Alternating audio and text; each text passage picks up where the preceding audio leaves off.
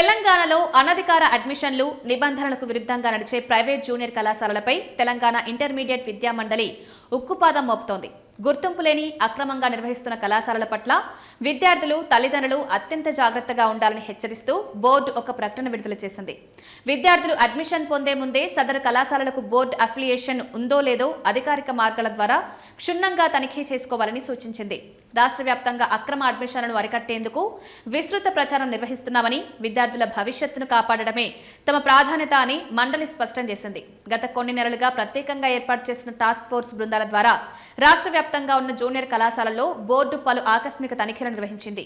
ఈ తనిఖీల్లో నిబంధనలు పాటించని అనేక కాలేజీలపై 1,00,000 నుండి 10 లక్షల వరకు భారీ ఆర్థిక జరిమానాలు విధించినట్లు బోర్డు వెల్లడించింది. అంతేకాకుండా తగినంత మౌలిక వస్తువులు, అగ్నిమాపక భద్రత, అకాడమిక్ ప్రమాణాలు పాటించడంలో విఫలమైన కాలేజీలకు సంబంధించి ప్రస్తుత విద్యా సంవత్సరం అఫిలియేషన్లు తాత్కాలికంగా నిలిపివేత చేసినట్లు పేర్కొంది. జూనియర్ కాలేజ్ యాజమాన్యాలు నిబంధనలు పాటించేలా చూసేందుకు రాబోయే రోజుల్లో కూడా ఈ టాస్క్ ఫోర్స్ తనిఖీలు నిరంతరం కొనసాగుతాయని స్పష్టం చేసింది. విద్యార్థుల భవిష్యత్తుకు భరోసా కల్పిస్తూ నిరంతర పర్యవేక్షణ కొనసాగిస్తున్నామని, నిర్దేశిత నిబంధనలను ఉల్లంఘించినట్లు తేలిన ఏ విద్యా సంస్థపైనైనా కఠినమైన క్రమశిక్షణా చర్యలతో పాటు చట్టపరమైన చర్యలు తప్పవని ఇంటర్ బోర్డు స్పష్టమైన హెచ్చరికలు జారీ చేసింది.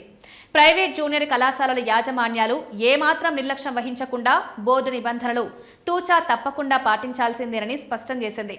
తల్లిదండ్రులు మోసపోకుండా అడ్మిషన్లకు ముందే కళాశాల అఫిలియేషన్ స్థితిని అధికారిక వెబ్సైట్లో సరిచూసుకోవాలని బోర్డు మరోసారి విజ్ఞప్తి చేసింది.